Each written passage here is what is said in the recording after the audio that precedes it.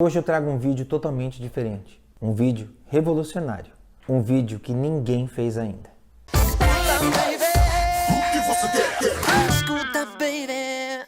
Olá meus amigos, eu sou o Rodrigo Teaser, sejam bem-vindos mais uma vez ao meu canal. Se você não for inscrito, já se inscreve, ativa a notificação, já compartilha e já manda um beijo, manda um coração, manda um emoji qualquer, manda um emoji de pão, porque eu adoro pão. Faço agora um vídeo manjado que todo mundo tem canal no YouTube e já fez. Eu vou responder perguntas do Instagram. Selecionei algumas perguntas meio aleatórias lá do Instagram, pedi para vocês fazerem. Quer dizer, não necessariamente vocês. Talvez alguns de vocês que estejam aqui estejam lá. Aí sim, são vocês. Caso contrário, pedi no Instagram. Enfim, vamos ver. Se vocês gostarem desse tipo de vídeo, farei mais. A Pego Teaser perguntou: você tem vontade de aprender a tocar algum instrumento? Qual? Eu tenho vontade, eu já comecei algumas vezes a fazer aula de violão. Eu tenho que aprender a lidar muito com a minha ansiedade. Eu sou uma pessoa muito ansiosa e eu sei que todas as vezes que eu tentei lidar com isso, isso foi um impedidor muito grande, me atrapalhou demais para eu fazer as aulas e para eu evoluir. Mas eu quero muito aprender, acho importantíssimo. Theo Matos perguntou: qual a sua expectativa em relação a Sempre? Abraço, mano. Abraço, Theo. Vocês que não sabem, minha próxima música, meu próximo single, meu próximo clipe já está pronto. É uma música chamada Sempre. Essa música foi composta por mim e pelos Dogs, né? Pablo Bispo, Huxel e Sérgio Santos. Que são os Dogs, os caras que produzem Isa, Glória Groove, uma galera. A gente produziu e compôs essa música. O clipe tá incrível, direção do Thiago Pintinha, Thiago Beatriz. Enfim, a minha expectativa ela é grande. Na verdade, esse clipe ele foi gravado antes do início da pandemia. Ele foi gravado, na verdade, na semana que parou tudo. Eu ia lançar ele o ano passado e aí, por conta da pandemia, eu acabei não lançando. E aí eu entendi que eu precisava lançar outras canções antes. Foi por isso que eu lancei Pode Fingir, foi por isso que eu lancei Tão Bem. Mas a expectativa para sempre são das melhores. Ma Baby Teaser perguntou: qual foi o primeiro filme que você viu no cinema? Lembra? Me lembro. Foi um filme dos Trapalhões. Se eu não estiver enganado, foi os Trapalhões no Alto da Compadecida. Mas se eu estiver enganado, foi qualquer outro filme dos Trapalhões. De qualquer modo, foi filme dos Trapalhões. E me lembro que logo em seguida eu já não ia mais ver filme infantil. Aí eu passei a ver filme do gênero tipo Rambo, filme tipo os filmes do Schwarzenegger. Enfim, anos 80. A gente via muita coisa desse tipo mesmo. Emerson Fernandes, oficial. O que você achou da música do Michael no Piseiro? Cara, você sabe que essa pergunta é muito interessante porque tem muita gente que às vezes... existe uma questão, né? Às vezes a gente pensa assim: o Michael no piseiro, o Michael no forró, o Michael no... Cara, é muito doido. Você sabe que eu confesso que eu gostei muito de ouvir, porque isso, na minha opinião, não é nada mais, nada menos do que um remix. Quando você pega a música do Michael, você pega, sei lá... Quando você pega a Bad e bota ela no house, no remix de house... num dub mix, é um remix. Você tá pegando a música do Michael e colocando ali numa cultura que bomba na pista europeia, ou de repente que tá bombando numa cena de um certo lugar. E cara, isso que surgiu na internet como uma coisa meio de uma brincadeira, eu vejo como uma questão muito incrível, que mostra a pluralidade da arte do Michael, e mostra como a arte brasileira pode absorver a arte do Michael, que é tão incrível. Não acho que é qualquer música gringa que a galera pode pegar e meter um piseiro. Então, eu ouvi e achei incrível. Nani0683. Rô, quando você começou a compor suas músicas e como é seu processo de criação? Eu comecei a compor já tem muito tempo, na verdade. Eu sei que a galera que me segue aqui, por conta do Michael, algumas, na verdade, ainda nem sabe, mas sim, neste mesmo lugar, neste mesmo canal, existem videoclipes meus, músicas autorais, nas plataformas tem músicas autorais. Eu comecei a compor tem muito tempo, eu acho que eu comecei a compor tem tipo uns 15 anos para mais. E aí, de início, eu compunha, guardava, e aí eu tive coragem de começar a produzir, mas a minha coragem só parou até produzir. Então eu compunha, produzia, gravava e guardava. Compunha, produzia, guardava e gravava. Até que eu tive coragem de começar a lançar as músicas, né? Eu não tenho um processo de criação fixo. Já teve música que me veio pela melodia, teve música que veio pela letra, teve música que eu estava fazendo o arranjo para uma música e aí eu achei que não combinava e compus uma letra totalmente nova para esse arranjo. Não tem um processo. Na verdade, assim, o mais legal de tudo é quando você sente que veio uma inspiração e você fala, cara, eu tenho que fazer isso dar certo. Isso é incrível, essa sensação é maravilhosa, porque aí a coisa flui de uma forma muito natural. Amor de Anjos SJ. Rodrigo, a foto da Sandy com o Michael foi você quem tirou? Como você entregou para ela? Caramba, isso daria um vídeo inteiro só sobre esse assunto. Mas vou te responder. Para quem não sabe, muita gente sabe, a Sandy tem uma foto no Brasil, quando o Michael veio fazer o show na Dangerous Tour.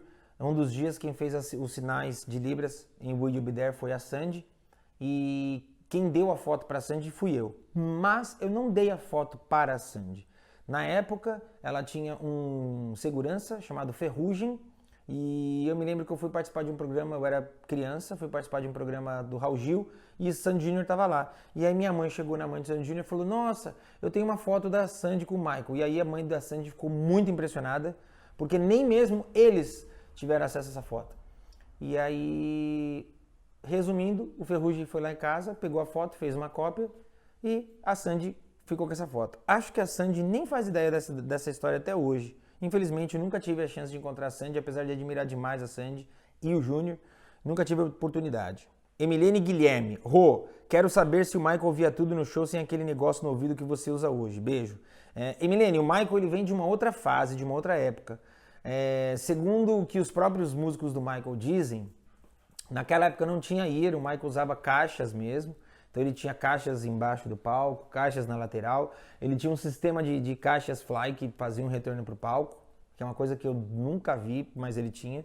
E segundo os músicos que tocavam com ele, os músicos eles tinham um volume razoável para eles, entre eles, cada um tem o seu tio, seu próprio controle, e o Michael, o volume da parte do Michael era ensurdecedor de alto. Então o Michael ouvia muito bem, o Michael se ouvia muito bem. Acho que em 99, quando o Michael fez MJ and Friends, ele já poderia ter usado o ear, mas ele optou por continuar usando as caixas normais. A primeira experiência dele com o ear seria This Is It, infelizmente, que a gente sabe não aconteceu. Mas, durante toda a vida dele, o Michael sempre usou o sistema de som comum. Deep Head Apple. ¿Cuál es tu canción favorita de alguno de los hermanos Michael? Eu tenho uma canção favorita de um dos irmãos do Michael. E é do Jermaine. Eu não me lembro exatamente o nome da música, mas qualquer pessoa que mora em São Paulo já ouviu uma rádio chamada Alpha FM, já escutou esse som que é Why don't you do what you do when you did what you did to me? Essa música toca direto. Eu sempre gostei da música, até um dia que a moça falou: vocês acabaram de ouvir Jermaine Jackson, irmão do rei do pop. E eu fiz, oi? Então eu gosto dessa canção de um dos irmãos do Michael. Patrick David 10. Rodrigo, já teve a oportunidade de se apresentar em Los Angeles? Tem planos? Conte detalhes. Sim, Patrick, tive a oportunidade, começaram a vender os ingressos, veio a pandemia. Infelizmente a gente precisou adiar. Além de Los Angeles, a gente ia fazer show em Massachusetts, Nova York, Orlando e Miami. Todos esses shows ficaram para 2022. E eu espero muito que a gente possa realizar, porque vai ser um grande feito para mim, cara. PedroLucas.cadete. Como o Michael te inspira no dia a dia? Eu acho que o Michael me inspira no dia a dia no aspecto de como a vida dele era uma vida totalmente diferente do que ele pregava, entende? Então, ele é um cara que sempre teve um discurso de amor, um discurso de positividade, mesmo quando ele estava vivendo uma coisa que era tão turbulenta. Então, vira e mexe, eu vou nas minhas redes sociais e eu falo, galera, não esperem a perfeição, eu não sou perfeito, mas eu busco levar sempre uma positividade pra galera, eu busco levar sempre uma palavra que seja... Às vezes é uma palavra que eu falo pra alguém que, na verdade, quem tá precisando ouvir sou até eu. E eu acho que essa conduta, eu acho que eu aprendi muito com o Michael. Porque o Michael é um cara que ele tinha sempre um lugar de paz, um lugar de amor, de fala, que a questão de que o que eu sou não é maior do que o que eu faço. Eu acho que isso me dá um pé no chão, que sem dúvida vem do Michael, porque ele era o maior artista de todos os tempos e era um cara hiper humilde.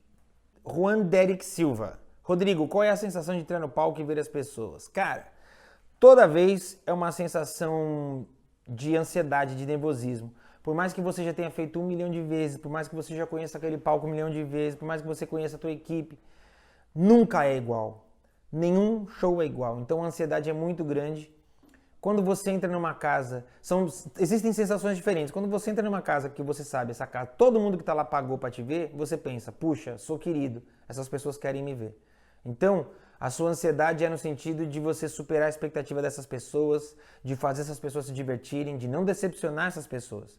Quando você sobe num palco que as pessoas não estão te esperando, a tua sensação, a ansiedade já vai para um outro lugar, que é o lugar de, pô, essa galera não me espera.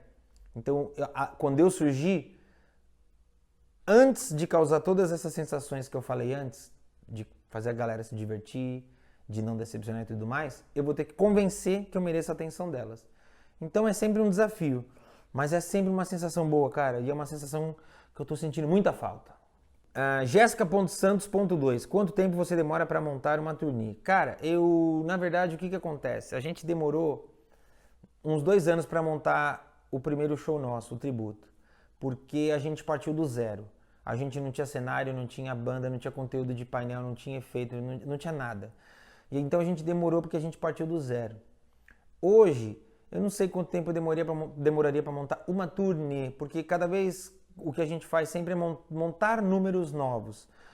Então, pensa que quando a gente, já tendo o show que a gente tem, montar um número novo demanda muito tempo e um certo investimento, porque Remember the Time, por exemplo. Remember the Time, quando a gente foi montar, a gente optou, eu, na verdade, falei, pô, o Michael nunca fez numa turnê, mas o Michael já fez no palco.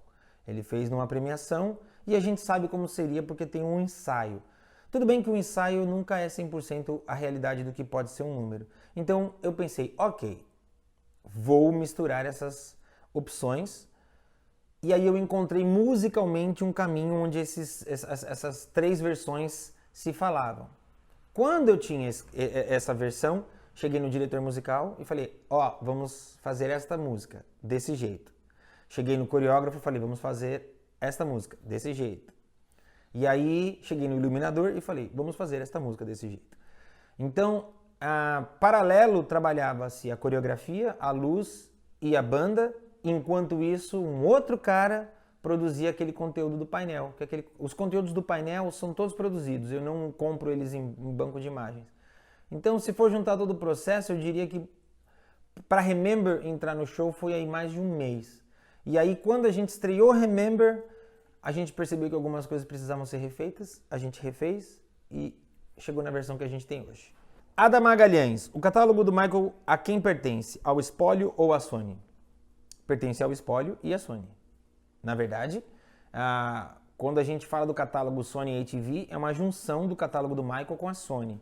Essa junção já existia uma negociação antes, depois que o Michael se foi, o Espólio meio que oficializou essa junção. Então, o catálogo do Michael, ele é administrado pelos dois, mas a palavra final sempre parte do Espólio. Quem dá o ok final, não só das canções do Michael, mas porque quando você diz o catálogo do Michael, eu entendo as músicas que o Michael é dono, e o Michael é dono de músicas não só dele, mas de vários outros artistas.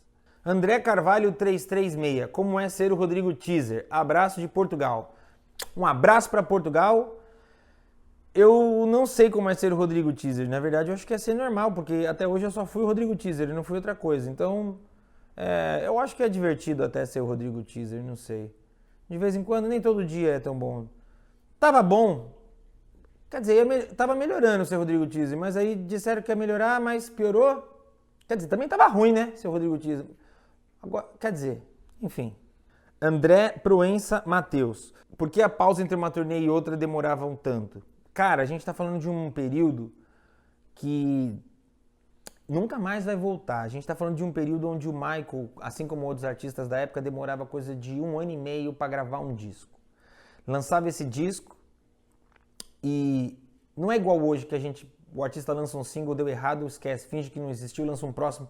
Nessa época, e tem palavras, o Michael falava isso, o Michael não queria que tivesse lado B, ele queria que todas as músicas do disco fossem hits. Então, para você justificar um investimento de tanto tempo, você tinha que fazer com que esse investimento se transformasse em vários produtos. Vários produtos que eu me refiro são singles, clips, turnês. Então, era tudo muito grandioso na vida do Michael. O Michael lançava um disco, saía... Antes de sair em turnê, provavelmente ele teria 1 ano de lançamento de videoclipes. Depois ele saía em turnê, ficava 1 ano e meio, quase 2, fazendo uma turnê. Quando acabava essa turnê, ele tinha alguns meses de descanso. Já iniciava um processo para produzir o próximo disco. Lançava o disco, repetia esse processo. Então a gente tem uma impressão de que o Michael dava grandes pausas. Mas na verdade, era a pausa necessária para um processo criativo mesmo. Então você pensa aí que o Michael começou a gravar o álbum Bad em 86, lançou o Bad em 87, fez a Bad Tour até 89. Em 91, ele já estava lançando Dangerous. Em 92 começou a Dangerous Tour, que acabou em 93. Em 95 ele lançou History, começou uma turnê em 96. Então é o tempo que se demorava para um processo criativo de um artista dessa magnitude, porque não podia dar um tiro errado. O disco tinha que dar certo, o single tinha que dar certo, a turnê tinha que dar certo.